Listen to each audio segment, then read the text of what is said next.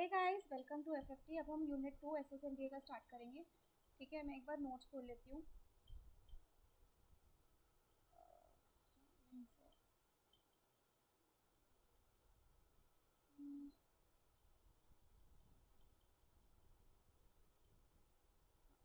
तो देखो, यूनिट 2 में क्या क्या इंपॉर्टेंट है। यूनिट 2 में एक तो थ्योरी है बहुत सारी, ठीक है।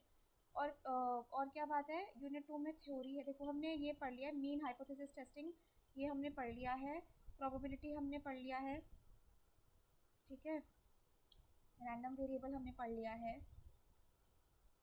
और हमने क्या पढ़ लिया, और हमने हाइपोथेसिस टेस्टिंग पढ़ लिया है, ठीक है। और हमने स्टैटिस्टिक डेफिनेशन वगैरह भी तो पढ़ ली।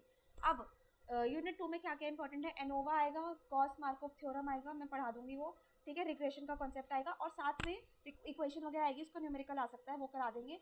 साथ में प्रोजेक्शन, वेक्टर प्रोजेक्शन जो है वो आएगा, ठीक है। यही मेन टॉपिक्स हैं जिसके आने के मैक्सिमम चांसेस हैं, ठीक है। और इसको हम अच्छे से कवर करेंगे पीवाईक्यूज के साथ। तो लेट्स स्टार्ट। मैं एक बार, एक सेकेंड, अपनी पीडीएफ खोल लेती हूँ यूनिट 2 की। हाँ, सबसे पहले लीनियर मॉडल क्या होता है, ठीक है। पहले हम थ्योरी थ्योरी पढ़ लेते हैं, उसके बाद फिर हम क्वेश्चंस कर लेंगे, ठीक है। क्योंकि थ्योरी अगर आप इसमें ना थ्योरी बहुत है, अगर एक बार थ्योरी पढ़ लोगे आप तो आपको क्लैरिटी बहुत ज़्यादा मिल जाएगी फॉर योर इसके क्या कहते हैं, इसके लिए, न्यूमेरिकल्स के लिए। हाँ, सबसे पहले define linear model and explain its component, ठीक है। लीनियर मॉडल क्या होता है, linear model is a model in, इसका ही क्वेश्चन है, यूनिट 1 का ही है।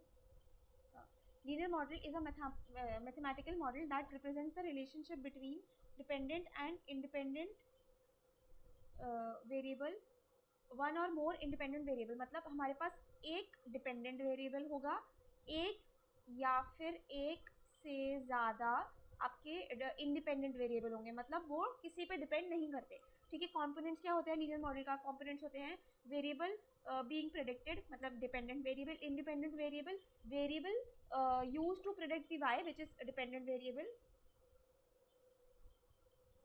एंड आपका, एक सेकेंड, चलो। हाँ, तो डिपेंडेंट वेरिएबल क्या होता है, जिसकी वैल्यू डिपेंड करती है किसी चीज़ पर, ठीक है। इंडिपेंडेंट वेरिएबल क्या होता है कि जैसे फॉर एग्जांपल, एग्जांपल अगर हम ले कि डिपेंडेंट वेरिएबल क्या होता है, डिपेंडेंट वेरिएबल होता है कि तुम कितने घंटे पढ़ाई करोगे। इंडिपेंडेंट वेरिएबल क्या होता है, अब देखो तुम ये भी बोल सकते हो कि हम पढ़ाई एग्जाम से पहले ही करेंगे, तो टेक्निकली तो वो भी आपका डिपेंडेंट वेरिएबल है, बट कैसे ले एग्जाम्पल, हाँ, फॉर एग्जाम्पल, हाँ, कि अ, गर्मी बहुत ज़्यादा हो रही है ना, तो गर्मी बहुत ज़्यादा हो रही है, ये हमारा इंडिपेंडेंट वेरिएबल है, ठीक है। क्योंकि ऐसे किसी चीज़ पे डिपेंड नहीं करता, ठीक है। भूल जाओ थोड़ी देर के लिए कि वो सूरज वूरज पे डिपेंड करता है। सॉरी, गर्मी कितनी बहुत ज़्यादा हो रही है, ये हमारा हो गया dependent variable. Independent variable, sorry, गर्मी बहुत ज़्यादा हो रही है, ये हमारा हो गया इंडिपेंडेंट वेरिएबल। डिपेंडेंट वेरिएबल क्या होगा कि हम जितनी ज़्यादा गर्मी होगी उतना ज़्यादा हम एसी चलाएंगे, उतनी ज़्यादा हम इलेक्ट्रिसिटी यूज़ करेंगे, ठीक है। तो अमाउंट ऑफ इलेक्ट्रिसिटी यूज, ठीक है, वो हमारा हो गया डिपेंडेंट वेरिएबल। इंडिपेंडेंट वेरिएबल क्या हो गया कि गर्मी हो रही है, ठीक है, ऐसे मान लो, ठीक है। इसके लीनियर मॉडल के क्या क्या कॉम्पोनेंट्स होते हैं, कॉम्पोनेंट्स या पैरामीटर्स बोलो, एक ही बात है। सबसे पहले आपका आ जाता है dependent variable, independent variable, intercept and slope, ठीक है। आपका होता है, ये होता है आपका डिपेंडेंट वेरिएबल, ए होता है आपका आपका इंटरसेप्ट, ठीक है। बी क्या होता है आपका स्लोप, अरे यार, एस एल, एस एल, ठीक है, स्लोप, ठीक है। और आपका एक्स क्या होता है, इंडिपेंडेंट वेरिएबल, ठीक है। अब आते हैं लीनियर रिग्रेशन पे, ठीक है। रिग्रेशन के बहुत सारे होते हैं, इसके भी नोट्स हैं मेरे पास आई थिंक। हाँ, लीनियर रिग्रेशन बहुत तरीके के होता है। सबसे पहले आपका होता है, हाँ, कहाँ पे थे हम, देखो, लीनियर रिग्रेशन क्या होता है, it's a statistical method use to model the relationship between dependent variable and independent variable. ये पता नहीं मैंने क्या लिखा है, वन और मोर, हाँ, ये लिखा है statistical model use to understand basically the relationship between dependent variable और वन और मोर इंडिपेंडेंट वेरिएबल। मतलब एक भी हो सकता है इंडिपेंडेंट वेरिएबल, एक से ज़्यादा भी हो सकता है, लेकिन डिपेंडेंट वेरिएबल सिर्फ एक ही होगा, ठीक है। और उसका क्या इक्वेशन क्या होती है, ये होती है that is Y is equals to A plus B X plus E, ठीक है, उसमें मैंने पहले जो बताया था उसमें ई नहीं था, मैं बताती हूँ ई क्या होता है। सबसे पहले वाई क्या होता है, वाई होता है हमारा डिपेंडेंट वेरिएबल, ए क्या होता है, ए होता है इंटरसेप्ट, बी क्या होता है, बी होता है हमारा स्लोप, ठीक है, और x क्या होता है, x होता है इंडिपेंडेंट वेरिएबल, और e क्या होता है, e होता है एरर, क्योंकि आप नेचुरली कैलकुलेट करो एरर आने के चांसेस हैं, ठीक है। लीनियर रिग्रेशन कितने टाइप्स का होता है, आई डोंट थिंक ये क्वेश्चन आएगा, बट एक बार हम कर लेते हैं, चलो। लीनियर रिग्रेशन होता है, बहुत सारे टाइप्स होते हैं। सबसे पहले आता है सिंपल लीनियर रिग्रेशन, उसमें एक ही होता है, ठीक है, इंडिपेंडेंट वेरिएबल एक होता है, ठीक है, एक डिपेंडेंट और एक इंडिपेंडेंट। तो सिंपल मतलब सिंपल है ना, चीज़ें सिंपल रखो, क्यों कॉम्प्लिकेट करनी है, तो इसलिए आपका एक डिपेंडेंट एक इंडिपेंडेंट, ठीक है। फिर आपका आता है मल्टीपल, मल्टीपल में क्या होता है, मल्टीपल में एक डिपेंडेंट तो देखो हमेशा एक ही रहेगा, लेकिन इंडिपेंडेंट एक से ज़्यादा हो सकते हैं, है ना। मतलब जैसे फॉर एग्जाम्पल हो गया कि तुम एग्जाम के लिए पढ़ रहे हो, तो वो किन चीज़ों पर डिपेंड करता है, एक कि किसका एग्जाम है। अगर जैसे फॉर एग्जाम्पल कोई इजी सा एग्जाम हुआ, जैसे इकोनॉमिक्स का एग्जाम था पिछले सेमेस्टर में, तो तुम लोगों ने अच्छे से नहीं करी होगी पढ़ाई से रट गया, एक बार आंखें मारी होगी, बंद कर लिया होगा, है ना।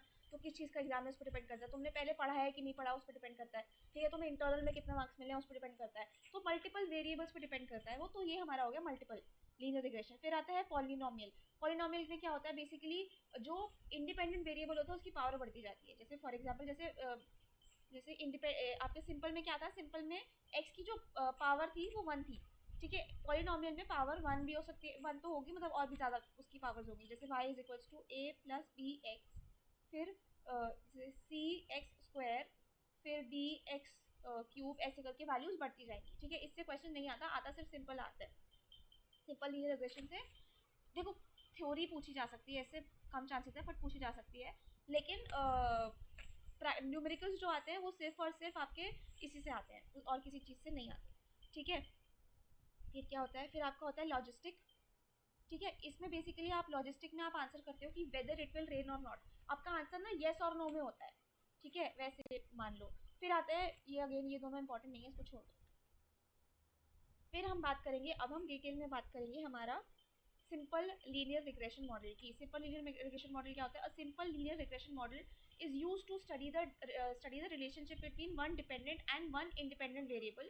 It helps us predict the value of dependent variable based on the independent variable, ठीक है। डिपेंडेंट वेरिएबल की वैल्यू कैलकुलेट करने में हेल्प करता है बेस्ड ऑन इंडिपेंडेंट वेरिएबल, ठीक है। यहाँ पे हमारा बी नॉट क्या है, यहाँ पे हमारा बी नॉट है इंटरसेप्ट, ठीक है। बी वन क्या है, स्लोप या फिर रिग्रेशन कोएफिशिएंट, ठीक है। एक्स क्या है हमारा इंडिपेंडेंट वेरिएबल, और y क्या है डिपेंडेंट वेरिएबल, e क्या है रैंडम एरर जो आ सकता है, ठीक है। अजम्पशंस क्या होते हैं सिंपल लीनियर रिग्रेशन में, इंपॉर्टेंट क्वेश्चन है, ये पूछा जा सकता है। सबसे पहले क्या होता है, लीनियरिटी, मतलब x और y के बीच में जो रिलेशनशिप है वो लीनियर होगी, मतलब अगर x इंक्रीज करेगा तो y भी इंक्रीज करेगा, ठीक है। लेकिन वो जैसे क्वाड्रेटिक वगैरह नहीं होगी, मतलब अगर ऐसे अगर x इंक्रीज कर रहा है, जैसे फॉर एग्जाम्पल इसका एग्जाम्पल है, हाँ जैसे आप उसका लेते हो, जब आप स्पीड का ग्राफ बनाते हो तो आप यहाँ पे डिस्टेंस लिखते हो, यहाँ पे टाइम लिखते हो, आई थिंक ऐसे होता है, नहीं ये नहीं होता, ये यही होता है ना। तो डिस्टेंस और टाइम का ग्राफ ऐसे बनता है ना।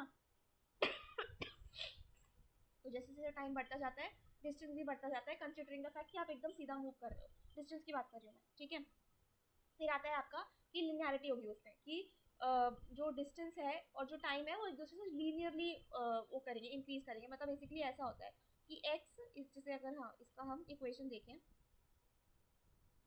तो देखो यहाँ पर एक बस कोएफिशिएंट आया है, बाकी फिर उसके बाद x है, तो बेसिकली लीनियर इक्वेशन होती है। जैसे हम ऐसे लिखते हैं ना, x इज लीनियरली क्या होता है, एक होता है इनवर्सली रिलेटेड, एक लीनियर रिलेटेड, ऐसे कुछ लिखते हैं ना y, तो ऐसे लिखते, तो उसके बाद हम x is equal to Y, X equal to A Y, ऐसे करके लिख सकते हैं, ठीक है। तो लीनियर में बेसिकली क्या होता है कि अगर एक इंक्रीज करेगा तो दूसरे भी सेम सिमिलर क्या होता है क्वांटिटी से इंक्रीज करेगा, उसको हम बोलते हैं डिस्टेंस, सॉरी उसको हम बोलते हैं लिनियरिटी।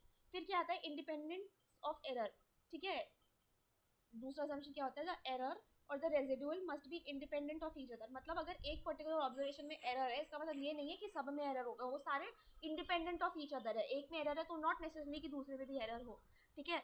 हाँ, तो error in one observation should not effect the error in another observation. फिर आता है आपको कांस्टेंट वेरिएंस, मतलब कि वेरिएंस जो है error should have constant variance, in simple word the spread of error should remain approximately same through out. मतलब अगर यहाँ पर जैसे फॉर एग्जाम्पल एक वैल्यू हमने कैलकुलेट करी कि उसमें 0.5 का एरर है, तो दूसरे में भी 0.5 का एरर होना चाहिए। ऐसा नहीं होता कि एक में 0.5 का एरर है, दूसरा एकदम 10 की वैल्यू है उसका एरर आ रहा है, दैट इज नॉट करेक्ट। फिर नॉर्मेलिटी ऑफ एरर, जो नॉर्मल होना आपका एरर होना चाहिए वो नॉर्मली डिस्ट्रीब्यूटेड होना चाहिए। नॉर्मली डिस्ट्रीब्यूटेड से होता है ऐसे, है ना, मतलब बेसिकली 0 से लेके नेगेटिव एक्सिस में और पॉजिटिव में ये वाली वैल्यू इज इक्वल टू ये वाली वैल्यू जो हमने नॉर्मल हमारा कर्व पढ़ा था उसमें पीएसएलपी में, वैसा नॉर्मली डिस्ट्रीब्यूट होना चाहिए। ठीक है, this assumption is important for statistical testing and confidence level. फिर no measurement error in X, X जो है इंडिपेंडेंट वेरिएबल जो है एक्स, उसके अंदर कोई एरर नहीं होना चाहिए, ये हमारा वो होता है क्या बोलते हैं अजम्पशन। फिर आता है आपका गॉस मार्कोव थ्योरम। ठीक है, अब इसकी डेफिनेशन पढ़ लेते हैं। गॉस मार्कोव थ्योरम क्या होता है? It is a linear regression model that satisfy the classical assumption of OLS, ordinary least square क्या होता है अभी पढ़ेंगे, estimator of regression coefficient that are best unbiased estimators। मतलब क्या बोलता है ये, क्या ये बोलता है कि ऐसा एक टाइप का लीनियर रिग्रेशन मॉडल है, लीनियर रिग्रेशन मॉडल है एक टाइप का जो सेटिस्फाई करता है क्लासिकल एजम्पशन दैट जो ऑर्डिनरी लीस्ट स्क्वायर है, ordinary least square estimator of regression model of regression coefficient are best basically are best linear unbiased estimators. ठीक है, ये डेफिनेशन रट के जाओ, पसंद याद हो रही है नहीं हो रही कोई फर्क नहीं पड़ता, रट के जाओ। ठीक है कहाँ पे है, हाँ। अब देखो असम्पशंस, इसके असम्पशंस भी देखते हैं। अभी पहले देखते हैं कि OLS क्या होता है। OLS is a method used to estimate the parameters of line of regression by minimising the sum of square difference between the predicting values. मतलब बेसिकली हम इसमें मिनिमाइज कर लेते हैं एरर को, ऐसा मान लो, लेकिन लिख के यही डेफिनेशन आना क्योंकि वरना नंबर मिलने के चांसेस कम है। ठीक है, OLS is a method used to estimate the parameters of linear regression model by minimizing the sum of square difference between observation and predicted value। ठीक है, अब हमारे इसमें गॉस मार्कोव में कुछ assumptions होते हैं जो पूछे जाएंगे। वो क्या होता है कि model is linear in parameters, parameters उसके लीनियर होने चाहिए। एक सेकंड नीचे होगा ये रहा। assumptions क्या है कि लिनियरिटी होती है, उसके बाद फिर zero mean, the average mean, average error is zero, मतलब ओवरऑल एरर जो है वो थ्रू आउट वो जीरो हो जाता है। ओवरऑल एरर नहीं सॉरी, एवरेज एरर जो है वो जीरो हो जाता है। फिर क्या होता है constant error variance, similar to जो हमने ऊपर पढ़ा था। फिर आता है ऑटो कोरिलेशन, मतलब errors are independent, no autocorrelation, मतलब कि अगर एक जगह एरर हो रहा है तो नॉट नेसेसरली कि दूसरी जगह एरर हो या फिर वो एक दूसरे से रिलेटेड हो। ठीक है, तो दे आर इंडिपेंडेंट। ठीक है, no multicollinearity, independent variables are perfectly are variables are not perfectly correlated, मतलब नॉट परफेक्टली कोरिलेटेड मतलब बिल्कुल इंडिपेंडेंट वेरिएबल्स जो हैं वो बिल्कुल भी एक दूसरे से कुछ उनका लेना देना ही नहीं है, दूर दूर तक कोई लेना देना नहीं है, जैसे तुम्हारा पढ़ाई से नहीं है जब तक एग्जाम नहीं होते। ठीक है, फिर आता है आपका अनोवा, इसका भी क्वेश्चन आता है, देखो मैंने बताया था कि क्या क्या क्वेश्चन इंपॉर्टेंट है, अनोवा, गॉस मार्कोव और रिग्रेशन। ठीक है, और साथ में वेक्टर प्रोजेक्शन वगैरह। अब आता है अनोवा। अनोवा क्या होता है? एनालिसिस, अनोवा की full form analysis of variance, इसको हम बोलते हैं अनोवा शॉर्ट फॉर्म में। It is a statistical technique used to determine whether there is a significant difference between mean of the three group. जैसे हम जब हाइपोथेसिस टेस्टिंग कर रहे थे तो उसमें दो नहीं हाइपोथेसिस टेस्टिंग, हाइपोथेसिस टेस्टिंग की, हाँ हाइपोथेसिस टेस्टिंग जब हम कर रहे थे तो मतलब काइंड ऑफ वैसा, एग्जैक्टली वैसा नहीं है, मत करो रिलेट, छोड़ो कंफ्यूज जाओ। बेसिकली क्या होता है इसमें हम तीन वैल्यूज गिवन होती है, तीन बेसिकली तीन वेरिएबल मान लो ऐसे तीन वेरिएबल्स की वो गिवन होती है वैल्यू। जैसे फॉर एग्जांपल कि क्लास ए के कितने मार्क्स है, क्लास बी के कितने मार्क्स है, क्लास सी के कितने मार्क्स है। ठीक है, तो इसमें याद रखना थ्री और मोर ग्रुप्स। ठीक है, ANOVA also known as analysis of variance is a statistical technique used to determine whether the significance between the mean of three or more groups by analyzing the variation between variation within and in between the groups। ठीक है,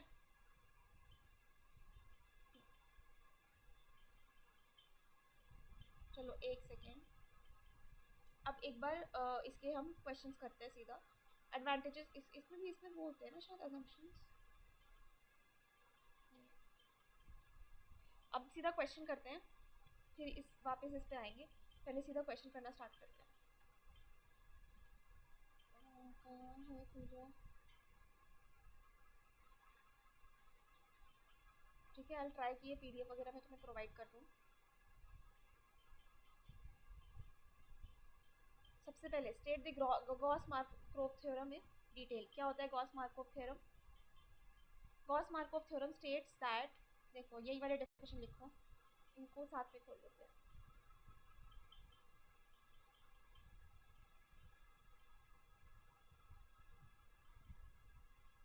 दिख रहा है ना ये?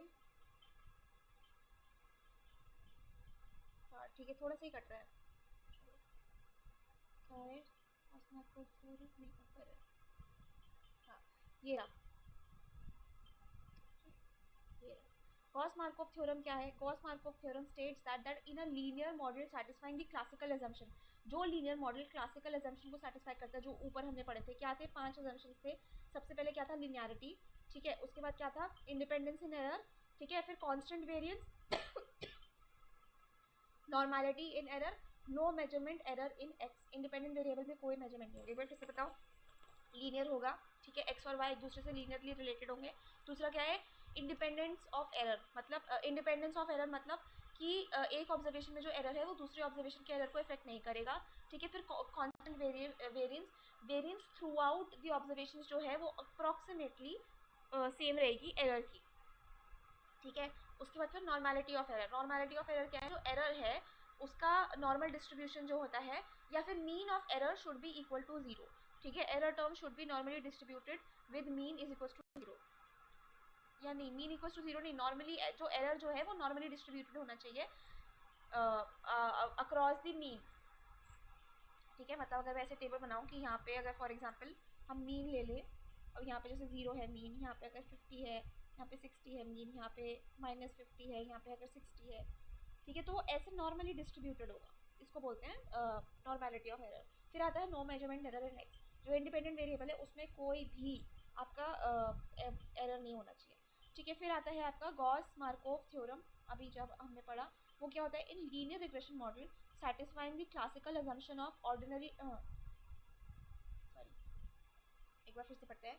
इन linear regression model satisfying the classical assumption, जो linear regression model है वो मॉडल जो हमारे क्लासिकल assumptions है, ऊपर assumptions जो है उनको satisfy कर रहा है। ये assumption लिख के आ जाना। क्या होता है? सबसे पहले लिनियरिटी होगी, फिर क्या होगा? फिर उसके बाद नॉर्मैलिटी इन एरर होगी, फिर क्या होगा? फिर उसके बाद फिर no measurement error in X होगा, उसके बाद फिर क्या होगा? कांस्टेंट कोवेरिएंस होगा, उसके बाद एक और क्या होता था, मैं भी भूल गई, इंडिपेंडेंस इन एरर, ठीक है। एक बार फिर से बोलते हैं, इसको छुपा लेते हैं फिर बोलते हैं। सबसे पहले क्या होगा? लिनियरिटी इन एरर, उसके बाद फिर क्या होगा? Independence in error, error in one observation should not effect the error in another observation. फिर क्या होगा? फिर normality in error, error should be distributed normally across the mean equals to zero, ठीक है। फिर क्या है? फिर जो x है इंडिपेंडेंट वेरिएबल है, उसका वैल्यू जो है उसमें कोई एरर नहीं होना चाहिए। और एक और होता है दैट इज आपका कांस्टेंट वेरिएंस, जो वेरिएंस होना चाहिए वो कांस्टेंट होना चाहिए। कहाँ पे थे हम? ठीक है, इन लीनियर, हाँ ठीक है। तो गॉस मार्कोव थ्योरम क्या कहते हैं? लीनियर रिग्रेशन मॉडल जो है, जो क्लासिकल assumption को सेटिस्फाई करता है। In linear regression model satisfying the classical assumption, the ordinary least square estimator of regression coefficient are best linear unbiased estimator, blue याद रखना, ठीक है। ये लिख के आओगे सबसे पहले, तो कितने नंबर का? 2.5 का है, ठीक है। उसके बाद फिर इसके क्लासिकल assumptions क्या होते हैं वो बता देना। रैंडम एरर जो होता है वो 0 होना चाहिए। देखो ये रेस के assumptions, इसके assumptions क्या है कि रैंडम एरर, इसका मॉडल जो होता है वो लीनियर होना चाहिए, रैंडम एरर जो होना चाहिए वो 0 होना चाहिए, random error consisting of mean 0, ठीक है। उसके बाद फिर क्या है? फिर कांस्टेंट वेरिएंस होनी चाहिए, और एरर आर अनकोरिलेटेड, ये लिख के आओगे। फिर एक्स, ये पता नहीं क्या लिखा है मैंने, ठीक है, बस 4 लिख के आना है, बस 4 लिख के आ रहे हैं, ठीक है। उसमें क्या होता है कि लिनियरिटी होती है, अरे यार, की लिनारिटी होनी चाहिए, ठीक है, जीरो मीन होना चाहिए, कांस्टेंट एरर वेरिएंस होनी चाहिए, उसके अलावा नो कोरिलेशन होना चाहिए, और multi independent variables are perfectly not correlated, ठीक है। ये याद करके आना प्लीज भगवान के लिए, ठीक है। फिर क्या आता है? डिफाइंड सबस्पेस, ठीक है, इसमें मैंने आई थिंक लिखा है नहीं, क्या है?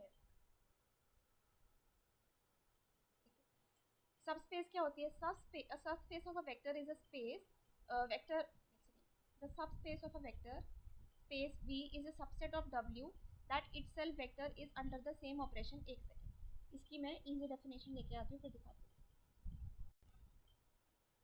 हाँ देखो ये मेरी है definition.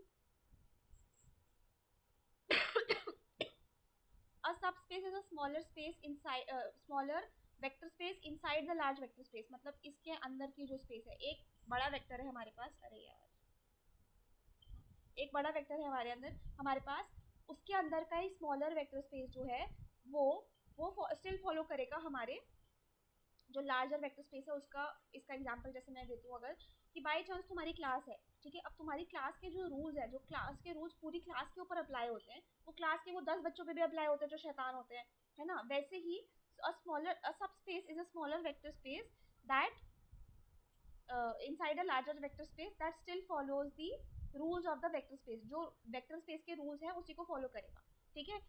कहाँ पे है, define the subspace, ठीक है, हमने डिफाइन कर लिया. Exam whether the subspace or not. हाँ ठीक है, देखो सबसे पहले कंडीशंस क्या होती हैं, सबसेट ऑफ सबस्पेस क्या होता है. कंडीशंस क्या होती है, तीन कंडीशंस होती हैं जो सेटिस्फाई होनी चाहिए. सबसे पहले जीरो वेक्टर कंडीशन, ठीक है. दूसरी क्या होती है, क्लोजर अंडर एडिशन. तीसरी क्या होती है, स्केलर मल्टीप्लिकेशन, ठीक है. अब देखो इसमें ये तीन कंडीशन पहले लिख देना, उसके बाद फिर क्या करना, इसका आई थिंक मेरे पास, इसको मैं यहाँ पे करती हूँ. तो हमें गिवन क्या है, एक सेकंड, क्वेश्चन क्या है. तो हमें प्रूव करना है कि क्या ये बिलोंग करता है x, y, z, ऐसे करके कुछ लिखा है, और x equals to y equals to z, x equals to y equals to z, ठीक है, ये है. अब क्या करना है, अब हमें सबस्पेस क्या होती है, subspace is a subset of subspace is a subset of a vector space that follows the same rules, ठीक है, जो हमारी वेक्टर स्पेस को जो स्पेस फॉलो कर रही थी. अब देखो इसको प्रूव करना है हमें कि क्या ये सबस्पेस है कि नहीं, ठीक है. कैसे प्रूव करेंगे, सबसे पहले हम क्या करेंगे, सबसे पहले हमें गिवन है x is equals to y equals to z. तो अगर हम पहले एक वो ले लेते हैं, हम इसमें x equals to y equals to z हम कोई वैल्यू ले लेते हैं. मतलब अगर x को t ले ले, कोई भी एक कांस्टेंट वैल्यू ले लिया हमने t, ठीक है. तो इसका मतलब क्या है कि अगर x की वैल्यू t है तो y की वैल्यू भी t होगी, z की वैल्यू भी t होगी, ठीक है. x की वैल्यू भी t होगी, y की वैल्यू भी t होगी. तो थोड़ा बड़ा है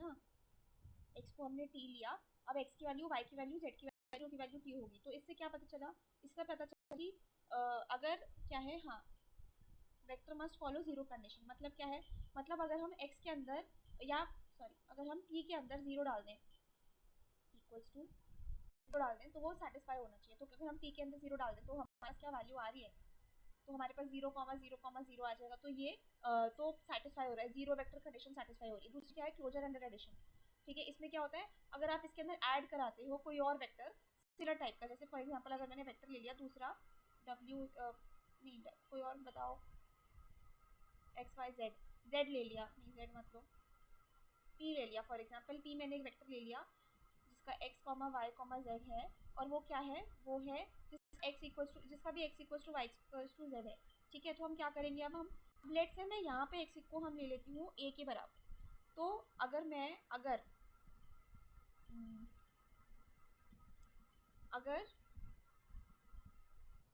p प्लस w सेटिस्फाई करेगा तो फिर क्लोजर अंडर एडिशन हो जाएगा. तो कैसे करेंगे हम करेंगे, हमारा जीरो सॉरी t था ना, तो t कॉमा t था, और यहाँ पे हमने ले लिया a कॉमा a, इसको हम ऐड कराएंगे एक दूसरे के साथ, ठीक है. तो क्या आ जाएगा, हमारा आ जाएगा t प्लस a, क्योंकि हम ये x की वैल्यू है, ये y की वैल्यू है, ये z की वैल्यू, तो x की value plus t plus b plus t plus b, ऐसे करके वैल्यू आ जाएगी. ये x, ये y, ये z, ठीक है. ये हो गया. अब क्या करेंगे, अब देखो अगर हम t प्लस a को लेट कर ले फॉर एग्जाम्पल q, तो हमारे पास आ जाएगा q plus q plus q, ठीक है. ये for x, for y, for z.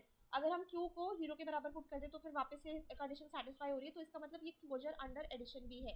और उसके बाद स्केलर मल्टीप्लिकेशन, उसमें क्या होता है, उसमें आप ऐड करा देते हो बेसिकली जो हमारा वेक्टर है उसको किसी स्केलर वैल्यू के साथ, मतलब 2 के साथ करा दिया. तो for example 2t comma 2t comma 2t हो जाएगा, ठीक है. और ये भी सेटिस्फाई कराएगा आपका उसको क्या 2t, 2t2, देखो एक सेकेंड, पेन में ना अच्छे से चल नहीं रहा है, एक सेकेंड में ऐसे दिखा देती हूँ। हाँ देखो ये हमारा क्वेश्चन था, तो सबसे पहले हमें तीन कंडीशन को सेटिस्फाई करना होता है कि vector must belong to W, मतलब जो हमारी सब स्पेस है उसको बिलोंग करना चाहिए, क्लोज अंडर एडिशन और क्लोज अंडर स्केलर मल्टीप्लिकेशन। ठीक है, तो सबसे पहले हमने क्या किया, x को जो हमारी वैल्यू थी उसको हम जीरो के बराबर कर लिया।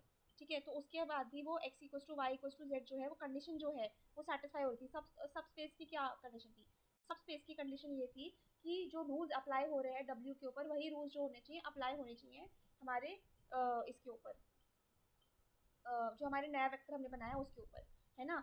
तो क्योंकि W जो है वो x equal to Y equal to Z था, इस केस में भी यहाँ पर भी x equal to Y equal to Z ही है, तो इसका मतलब वो सेटिस्फाई हो रहा था, zero vector belongs to W। ठीक है, फिर क्लोज अंडर एडिशन के लिए हमने क्या किया, हमने दो वेक्टर्स लिए जो दोनों W के पार्ट थे। ठीक है, फिर हमने क्या किया, फिर हमने उन दोनों को ऐड करा दिया, इसको हम बोलते हैं क्लोज, बेसिकली दो वेक्टर्स को हम ऐड करा रहे हैं। ठीक है, फिर हमने जब उसको ऐड कराया तो हमने Z1 Z2 वैल्यू ले ली, x की वैल्यू हमने Z1 ले ली, y की वैल्यू हमने Z2 ले ली। उसके बाद फिर हमने जो उसको ऐड कराया तो देखो हमें ऐसे वैल्यू मिली, Z1 plus Z2 comma Z1 plus Z2 comma Z1 plus Z2। ठीक है, ये है, और अभी भी ये x की वैल्यू है, ये y की वैल्यू, ये z की वैल्यू, अभी भी x is equal to Y equal to z है, तो मतलब अभी सेटिस्फाई कर रहा है। लास्ट कंडीशन क्या थी, लास्ट कंडीशन थी कि स्केलर होना चाहिए। स्केलर में हम क्या किया, हमने z1 था हमारे पास, z1 में हमने 2 मल्टीप्लाई करा दिया, फिर यहाँ पे भी 2z1 कर दिया, फिर यहाँ पे भी 2z1 कर दिया। अब इसको करने के बाद भी आप देखोगे कि ये सेटिस्फाई हो रही है, अभी सेटिस्फाई हो रही है, तो हमारा जो प्रूफ था कि ये सबस्पेस का पार्ट है, हाँ है सबस्पेस का पार्ट। ठीक है, अब आते हम, ये था। ठीक है, ये कंडीशन हो गया, फिर क्या है, फिर है आपका डिफाइन हाइपोथेसिस, ये तो यूनिट 1 का पार्ट है, मैंने बढ़ा दिया है। फिर क्या है, स्टैंडर्ड डेविएशन, क्वेश्चन नंबर 1 ए, 2A 2B का है, 2B का है, अच्छा इसमें वो है शायद, इसके दूसरा क्वेश्चन। फिर ये देखो, हाँ ये क्वेश्चन है, ये क्वेश्चन बहुत इंपॉर्टेंट है, ये ले लेते हैं, इसमें नीचे कर देती हूँ, यहाँ पे सॉल्व कर देती हूँ। ठीक है, ये क्वेश्चन है हमारा, ठीक है, मैं यहाँ पे सॉल्व कर रही हूँ, क्या गिवन है, x और y की वैल्यू गिवन है। अब अभी रिग्रेशन ये लीस्ट स्क्वायर मेथड से करना है। ठीक है, इसके मेरे पास आई थिंक नोट्स भी हैं, ये चलो सीधा क्वेश्चन करते हैं, उसके साथ समझ में आएगा। ठीक है, x की वैल्यू क्या है, 2 4 6 8 और 10, और y की वैल्यू क्या है, थोड़ा ना पेपर में नीट बनाना, ठीक है, मैं अभी पेन से लिख रही हूँ तो अच्छी हैंड राइटिंग आ नहीं रही है, 5 7 9 8 11। अब देखो लीनियर रिग्रेशन का हम कैसे करते हैं, लीनियर रिग्रेशन देखो, लीनियर रिग्रेशन क्या होता है, उसमें बेसिकली हम कर्व फिटिंग करते हैं, हमें एक वैल्यू के थ्रू दूसरी वैल्यू को कैलकुलेट करना होता है। अगर हमें बोला गया है कि कैलकुलेट करो x ऑन y, तो फिर हम पहले क्या करेंगे, x ऑन y मतलब क्या है, x हमारा डिपेंडेंट वेरिएबल है, x ऑन y मतलब x की वैल्यू डिपेंडिंग अपॉन y, है ना, तो मतलब x हमारा डिपेंडेंट वेरिएबल है, y हमारा इंडिपेंडेंट वेरिएबल है, तो इसमें हमारी जो वही लीनियर वो थी इक्वेशन, उसको हम लिख देंगे x is equals to a plus B x. ठीक है, उसके बाद फिर हम क्या करेंगे, हम दोनों तरफ x को ऐड करा देंगे। ठीक है, सॉरी नहीं, पहले समेशन लिखेंगे, पहले पहली टर्म निकालने के लिए हम क्या करेंगे, दोनों का समेशन करेंगे, summation y is equals to, अब देखो a जो है ये कांस्टेंट है, इसका आप समेशन नहीं करा सकते, है ना, तो इसको हम क्या करेंगे, इसको हम नंबर ऑफ ऑब्जर्वेशन से मल्टीप्लाई कर देंगे, तो n a plus b, b भी कांस्टेंट है लेकिन उसके साथ क्योंकि ऑलरेडी x जुड़ा हुआ है तो कुछ करने की जरूरत नहीं, यहाँ पे समेशन x कर दो। फिर अब हमें समेशन एक्स वाई निकालना है, बेसिकली कुछ नहीं किया हमने, x को बेसिकली इसको x से मल्टीप्लाई कर दिया, फिर हम क्या करेंगे इज इक्वल्स टू, अब यहाँ से n हटा दो, ठीक है, और सीधा लिखो a summation x plus b summation x square, simple, ये किया है और कुछ नहीं किया। ठीक है, और अगर हमें x ऑन y निकालना है तो जैसे हमने यहाँ पे किया था वैसे करेंगे। अगर हमें नहीं गिवन है कि क्या निकालना है, जैसे इस क्वेश्चन में लिखा है कि आपको डाटा गिवन है और आपको रिग्रेशन निकालना है, भूल जाओ यार, हाँ ठीक है, from the given data obtain the two regression equation. ठीक है, गिवन है ऑलरेडी टू रिग्रेशन इक्वेशन, तो नहीं भी किया तो दोनों निकाल के आ जाना, कोई बहुत लंबा काम नहीं है। ठीक है, हाँ ये रहा, तो देखो हम इसमें क्या किया, सबसे पहले हमने बनाई टेबल। ठीक है, इसमें टेबल अच्छी बनी हुई है तो मैं ये यूज़ करूँगी। इसमें हमने बनाई टेबल। पहले हमने नॉर्मली एक्स और वाई को कर दिया, उसके बाद फिर हमने एक्स स्क्वायर कैलकुलेट किया, फिर वाई स्क्वायर कैलकुलेट किया, फिर एक्स वाई कैलकुलेट किया। अब हमारे पास क्या है, सबसे पहले हम इक्वेशन लिखते हैं। सबसे पहले हम इक्वेशन लिखते हैं सबसे पहले हम लिखते हैं इक्वेशन। पहले ये एक नॉर्मल टेबल आप कैलकुलेट करोगे, x square y square, x और वाई की वैल्यू टुगेदर, उसके बाद फिर उनका समेशन। ठीक है, यहाँ पे समेशन करना है। ठीक है, फिर हम करेंगे, सबसे पहले हम निकालते हैं वाई ऑन एक्स। क्या है यार, y on x, y on x calculate करना है। कैसे करेंगे, क्या होता है, मतलब वाई जो है वो डिपेंडेंट वेरिएबल है, तो y is equals to A plus B x. अब इसकी रिग्रेशन वाली इक्वेशन निकालनी है, तो वो कैसे निकालेंगे, summation y is equals to n a, क्योंकि इसके साथ अभी अब कुछ नहीं है, तो बी समेशन एक्स। ठीक है, अब वैल्यू निकालो। समेशन वाई की वैल्यू कितनी है, 40। ठीक है, एन की वैल्यू कितनी है, 1 2 3 4 5, तो 5 आपकी एन की वैल्यू आ जाएगी। 5 ए की वैल्यू हमें नहीं पता, तो ए हम ऐसे लिख लेंगे, प्लस बी की वैल्यू हमें नहीं पता, तो बी हम ऐसे लिख लेंगे। फिर समेशन एक्स कितना है, समेशन एक्स कितना है, 30। तो यहाँ पे समेशन एक्स की जगह सीधा 30 लिखो। ठीक है, तो हमारा आंसर क्या आ गया, 40 is equals to 5a plus 30b। अब इसको थोड़ा सिंप्लीफाई कर देते हैं, क्या हो जाएगा, 5 से डिवाइड कर देते हैं, तो 8 is equals to a plus 6b। तो ये हमारी इक्वेशन नंबर 1 हो गई। इसमें हम करते हैं इंसर्ट पेज, ब्लैंक पेज, फिर वैल्यूज कहाँ गई, हो जाए, एक सेकेंड।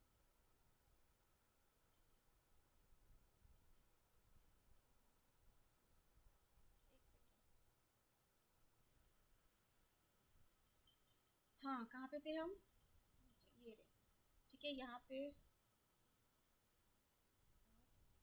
पेज, यार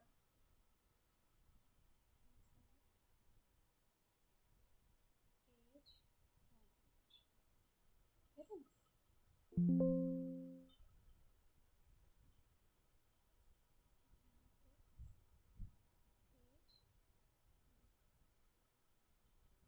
ठीक है, वैल्यू तो नहीं हुई।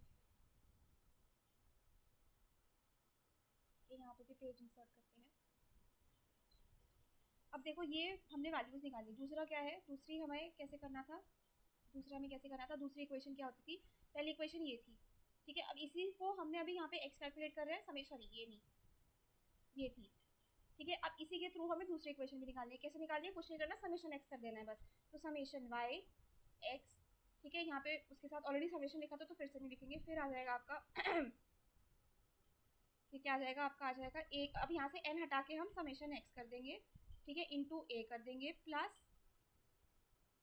बी कर देंगे, और यहाँ पे समेशन एक्स ऑलरेडी था, तो एक और बार समेशन एक्स आ जाएगा, तो समेशन एक्स स्क्वायर आ गया।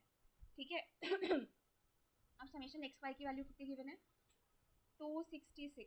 ठीक है, समेशन एक्स की वैल्यू कितनी गिवन है, 30। ठीक है, ए की वैल्यू कितनी गिवन है, ए की वैल्यू निकालनी है, सॉरी। ठीक है, बी की वैल्यू कितनी गिवन है, बी की वैल्यू भी निकालनी है। समेशन एक्स स्क्वायर की वैल्यू हमने कैलकुलेट करी, दैट इज 222, सॉरी 222 नहीं, 220। ठीक है, ऐसे कर रही है। अब ये वाली इक्वेशन, जो ये, सॉरी ये नहीं, ये वाली इक्वेशन 1 और ये वाली इक्वेशन 2, इसको यूज़ करके आपको बेसिकली ए और बी की वैल्यू कैलकुलेट करनी है। ठीक है, मैं कैलकुलेट नहीं कर रही, बहुत टाइम वेस्ट हो जाएगा। ठीक है, इस वीडियो को फिर अपलोड भी करना है। ठीक है, तो यहाँ पे इन लोगों ने ए और बी की वैल्यू कैलकुलेट करी फॉर वाई ऑन एक्स। ठीक है, और इनके पास वैल्यू क्या क्या आई, बी की वैल्यू आ रही है, बी की वैल्यू आ रही है 0.65, और ए की वैल्यू आपकी आ रही है 4.1। ठीक है, तो ये हमारी वैल्यूज आ गई। और सिमिलरली आप इस तरीके से एक्स ऑन वाई भी कैलकुलेट कर सकते हो। फिर आपका आ गया अनोवा, हमने एग्जैक्टली ऊपर पढ़ा था अनोवा क्या होता है। अनोवा की फुल फॉर्म क्या होती है, analysis of variance. It's a statistical method used to test difference among the mean of 2 और मोर ग्रुप्स, या 3 और मोर ग्रुप्स, चैट जीपीटी ने 3 और मोर दिया था। ठीक है, by partitioning the total variance in the data set of a data set into different sources of variation. It is a commonly used and used to compare the means of different population basically multiple population जो है उसके basically mean को try करने के लिए, experiment करने के लिए यूज़ होता है, ठीक है। एंड वेरिएंस इन डिटेल यहाँ पे हमने करा है अनोवा,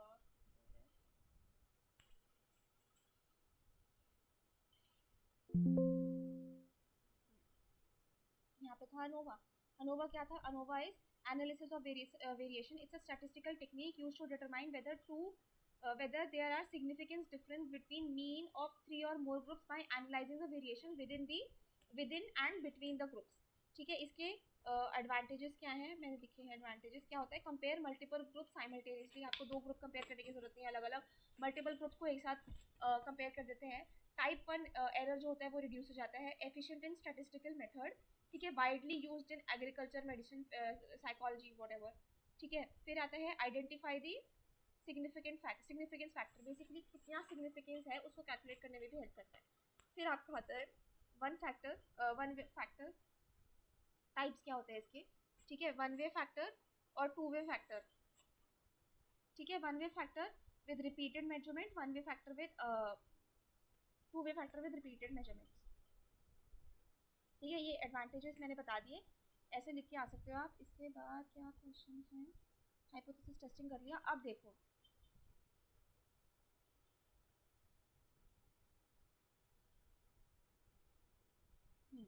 अब देखो, अब क्या करना है? अब हमें find the projection of U on B. अब this is a very important question क्योंकि ये पहले भी आया हुआ है, ठीक है। उसको कैसे कैलकुलेट करते हैं? प्रोजेक्शन का फॉर्मूला क्या होता है देख लो एक बार, ठीक है। प्रोजेक्शन का फॉर्मूला ये रहा। प्रोजेक्शन का फॉर्मूला होता है projection of v on u, मतलब वी का प्रोजेक्शन इन यू क्या होता है? हाँ सॉरी, प्रोजेक्शन ऑफ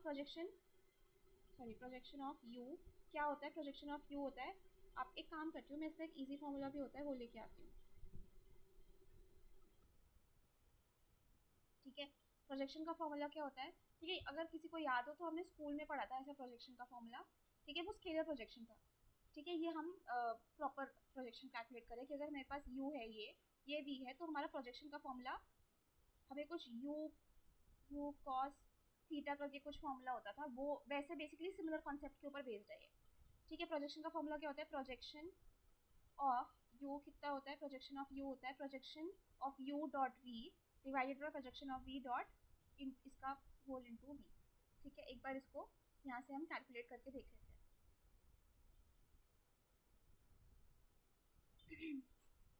सबसे पहले हमारे पास यू की वैल्यू कितनी गिवन है? अरे यार ये तो खराब कर रहा है।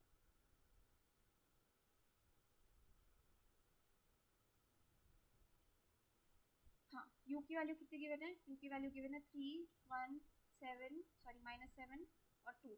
वी की वैल्यू कितनी गिवन है? हमें निकालना है projection of u along v, मतलब अलोंग वी या वी एक ही बात होती है, ठीक है। फिर उसके बाद फिर 1 0 5 2। अगर ऐसे r⁻³ या 4 देख तो कंफ्यूज मत होना, बेसिकली डायमेंशन काइंड ऑफ है, ठीक है, कि फोर्थ डायमेंशन टाइप से ये। हाँ, तो कैसे कैलकुलेट करते हैं प्रोजेक्शन? सबसे पहले हम क्या करते हैं? सबसे पहले इसका फॉर्मूला क्या होता है? Projection of you is equals to dot, दोनों का डॉट प्रोडक्ट, फिर v का डॉट प्रोडक्ट v के साथ इंटू यहाँ पे v, ठीक है। हम बेसिकली अभी हम वेक्टर कह सकते हो projection, basically cross projection kind of हम निकाल रहे हैं, ठीक है। वो दूसरा वाला जो होता था यू यू कॉस थीटा करके जो होता था वो हमारा स्केलर प्रोजेक्शन होता था। इसमें हम कैसे करते हैं? सबसे पहले हम करेंगे यू डॉट वी की वैल्यू कैलकुलेट, उसमें हम करेंगे, कुछ नहीं करना होता, बेसिकली इसको इसको मल्टीप्लाई करो और बाकी सारी वैल्यूज को ऐड कर दो, ठीक है। तो 3 × 1 प्लस 1 × क्या है 0 प्लस -7 × 5 प्लस 2 × 2,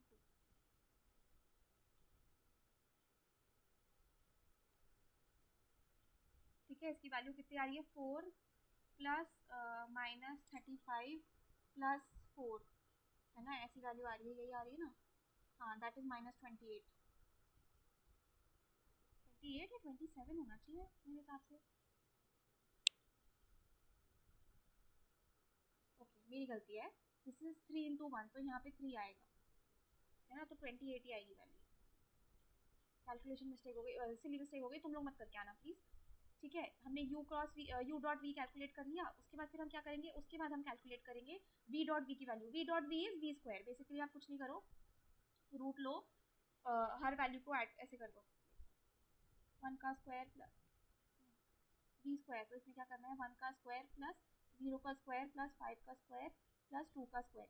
ठीक है, इसकी वैल्यू कितनी आ रही है, दैट इज बी स्क्वायर। इसकी वैल्यू कितनी आ रही है, हमारी आ रही है 30। ठीक है, अब हमारे पास क्या आ गया, हमारे पास आ गया 28/30 इंटू, अब यहाँ पे आप उसकी जो v की बेसिकली आपकी वैल्यूज थी, क्या थी, v की वैल्यूज क्या थी 1052, तो आप यहाँ लिखोगे 1052। ठीक है, उसके बाद फिर ये वाला जो ये स्केलर स्केलर वैल्यू बन रही है, स्केलर वैल्यू को आप अंदर ले जाओ। ठीक है, कैसे हो जाएगा ये, तो 28/30 कॉमा 0 कॉमा 28/6 कॉमा 28 आपका 15। ठीक है, इसको अगर आप चाहो तो इसको और छोटा कर सकते हो, मतलब सिंप्लीफाई कर सकते हो, मैं नहीं कर रही क्योंकि वो आप कर सकते हो, it's not very that complicated. तो एक पेपर हो गया, हम दूसरे पेपर की बारी, डिफरेंशिएट में ही तो आता है, चलो ठीक है। डिस्क्रिप्टिव इन्फ्लुएंशियल स्टैटिस्टिक्स हमारा उसका पार्ट है, डिपेंडेंट इंडिपेंडेंट वेरिएबल।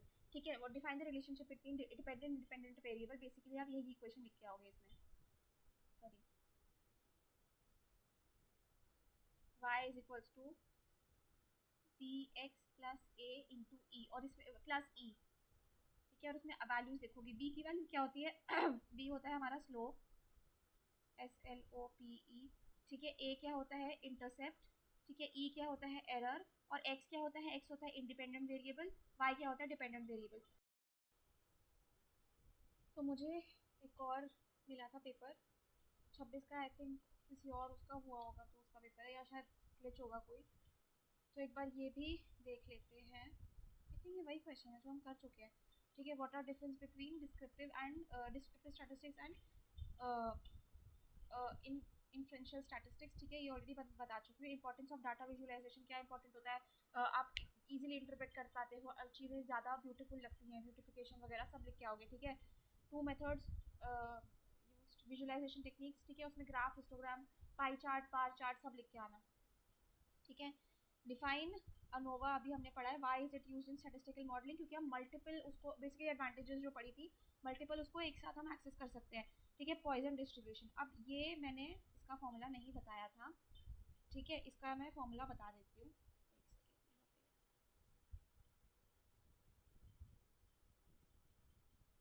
यहाँ पे कहाँ है, ये रहा पॉइजन डिस्ट्रीब्यूशन, ये हाँ, ई,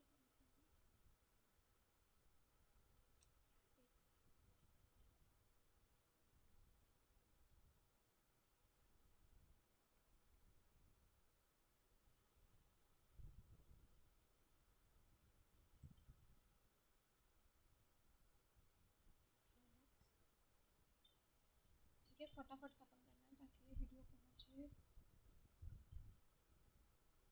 अभी तो ऐड किया था, कहाँ है ये रहा। ठीक है, तो पॉइजन डिस्ट्रीब्यूशन का क्वेश्चन आया, पॉइजन डिस्ट्रीब्यूशन ये उसका फॉर्मूला होता है। अब देखो इसमें ई क्या होता है, ई तो भाई हमारा क्या है, ई जो होता है वो 2.7 वाली जो वैल्यू होती है वो होता है।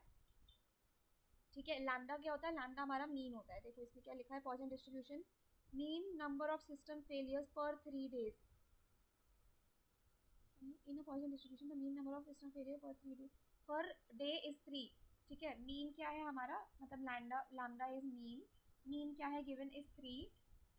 ठीक है, और क्या गिवन है, find the probability that exactly 2 failure occur in a day. ठीक है, और इसमें ई की वैल्यू भी गिवन है, ई टू द पावर -3 की वैल्यू गिवन है।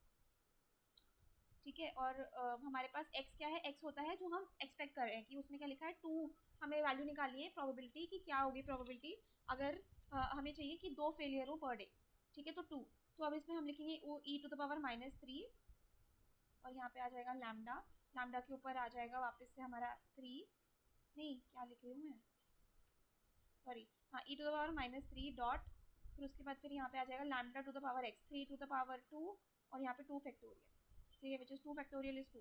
ठीक है, तो इससे आप कैलकुलेट कर सकते हो वैल्यू। ठीक है, ई टू द पावर -3 की वैल्यू गिवन है ऑलरेडी। ठीक है, explain the concept of hypothesis testing, describe any two types and their significance. ठीक है, इसमें हाइपोथेसिस टेस्टिंग में आप जेड टेस्ट और डी टेस्ट लिख सकते हो। ठीक है, क्या होती है सिग्निफिकेंस, बेसिकली वो बताता है क्योंकि हम अजम्पशंस लगाते हैं पॉपुलेशन के लिए, उसके बाद फिर सैंपल के लिए हम पैरामीटर्स कैलकुलेट करते हैं, और उसके बाद फिर वो पैरामीटर्स जो होते हैं हमारे पास उनके थ्रू और हाइपोथेसिस टेस्टिंग के थ्रू हम चेक करते हैं कि हमारे जो अजम्पशंस थे वो करेक्ट थे कि नहीं। ठीक है, स्टेट द बेस थ्योरम। ठीक है, ये मैं बताती हूँ 2 सेकंड में। ठीक है, उसके बाद क्या है, रिग्रेशन मॉडल। ठीक है, स्टेट कर देना यार, ये ऑनेस्टली मैं बताऊँ ना इसका बहुत बड़ा प्रूफ है, तो मैं अभी नहीं बता पाऊंगी। Find the regression equation of x on y. ठीक है, अभी हमने कैलकुलेट करा है, वैसे ही क्वेश्चन है। फिर अच्छा, इसमें क्रिटिकल वैल्यू गिवन है, which is nice. In a machine produces a bolt with average length of 10 centimeters. Standard deviation is this. Standard deviation given है, standard deviation। ठीक है, example 36 bolt has mean of this। ठीक है, तो इसमें आप basically z test की value calculate करोगे। z टेस्ट का फॉर्मूला क्या होता था, याद करो। z टेस्ट का फॉर्मूला होता था हमारी जो वैल्यू गिवन है दैट इज 10.6 माइनस उसकी एवरेज लेंथ क्या थी 10 डिवाइडेड बाय इसका क्या होता था आपका स्टैंडर्ड डेविएशन क्या है, हाँ 1.5, और उसके बाद फिर किसकी कितनी वैल्यू गिवन है 36, तो रूट 36 ऐसे होता था। देखो यहाँ पर मैं दिखा देती हूँ एक बार। आई जेड टेस्ट, ये रहा जेड टेस्ट, है ना, ये हमारा फॉर्मूला है। ठीक है, यही फॉर्मूला लिखा है मैंने, इसको आप यूज़ करके कैलकुलेट कर सकते हो। उसके बाद फिर आपकी जेड की वैल्यू जो आएगी, देखते हैं जेड की वैल्यू क्या आएगी। मुझे 1 सेकेंड फ़ोन यूज़ करना पड़ेगा। 10 इज 0.6।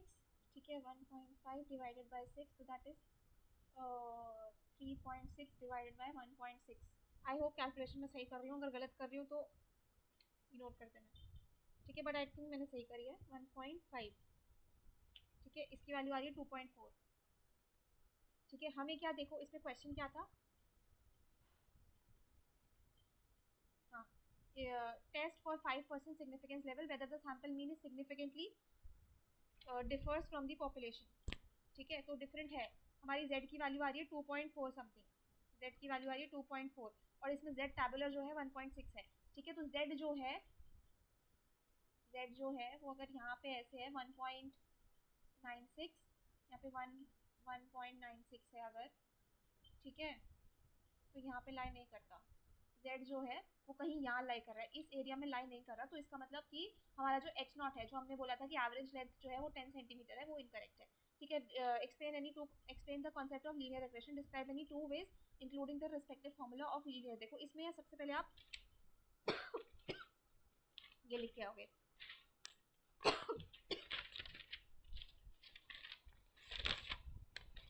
कर्व फिटिंग मेथड जो होता है आपका, लीस्ट स्क्वायर मेथड जो होता है, उसका फॉर्मूला आप लिख सकते हो इसमें सबसे पहले आप लिखोगे ये x जो मैंने बताया था x ऑन, अगर हमारे पास है formula for y on x का फॉर्मूला क्या होता था, y is equals to a plus B x, फिर उसके बाद समेशन लगाओ y is equals to n a plus b summation x, फिर आप समेशन एक्स वाई करो इज इक्वल्स टू एन, नहीं एन हट जाएगा, आप समेशन x और इसके साथ a plus b summation x square y. ठीक है, एक्स स्क्वायर वाई नहीं, सिर्फ एक्स स्क्वायर। ठीक है, तो ये वाला आप लिखो क्या होगे इसमें।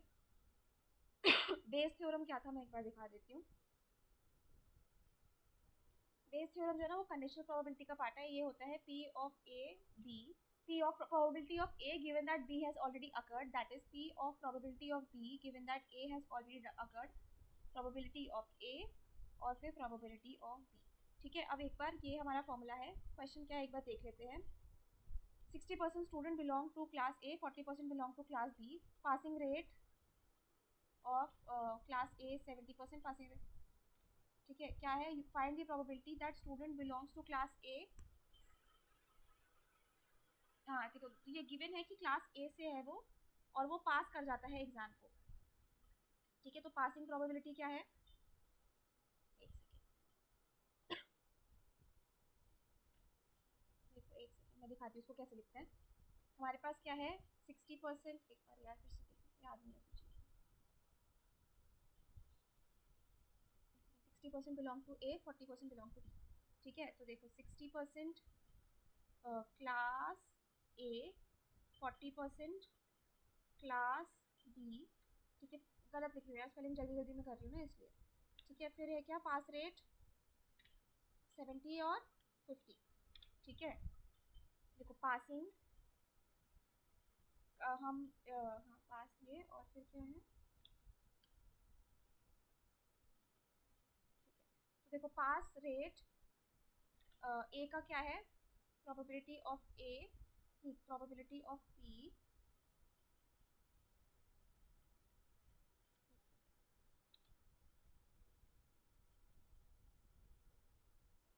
हाँ तो देखो कैसे करेंगे, सबसे पहले हमें क्या निकालना है, कैलकुलेट क्या करना है। देखो हमें गिवन है कि ए की प्रोबेबिलिटी कितनी है, दैट इज 0.660%, बी की प्रोबेबिलिटी कितनी है 0.4, ठीक है। ए पास हो जाए, हाँ अगर एक स्टूडेंट पास हो जाता है वो ए से होगा, उसकी प्रोबेबिलिटी कितनी है,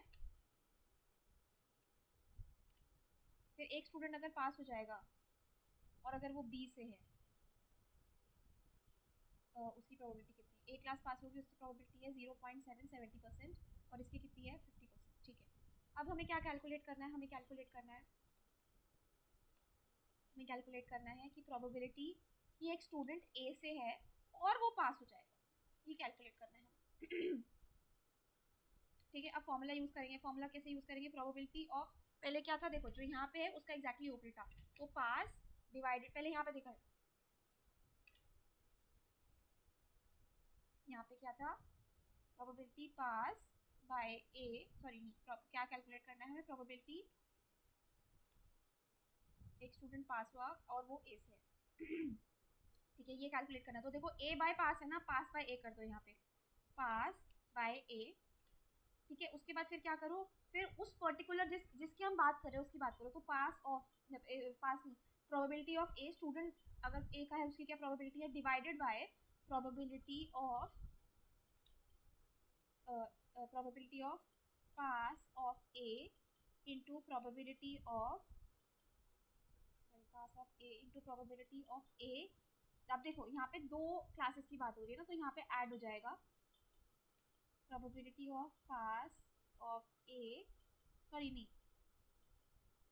B into probability of B, ठीक है। ऐसे कैलकुलेट करोगे, पास ऑफ ए की प्रोबेबिलिटी कितनी है 77, मतलब 7/10, इंटू ए की प्रोबेबिलिटी कितनी है 6/10, ठीक है, डिवाइडेड बाय इसकी प्रोबेबिलिटी कितनी है 7/10 इंटू 6/10, प्लस इसकी प्रोबेबिलिटी कितनी है, पास ऑफ बी की प्रोबेबिलिटी कितनी है 5/10 इंटू, तो कितनी है 4/10, ठीक है। तो ये 10 कट जाएगा, बचेगा क्या, 7 इंटू 6, और यहाँ पे आ जाएगा 7 इंटू 6 प्लस 5 इंटू, ठीक है। तो ये अभी लेटेस्ट पेपर जो था ये मैंने करा दिया है, और इसके साथ साथ अब खत्म होता है यूनिट, जो लाइक इससे 25 marks I completely like think कि आ जाएंगे, 90% चांसेस है कि अगर आप अच्छे से पढ़ के जा रहे हो ये, तो आपके 25 मार्क्स आ जाएंगे। Thank you.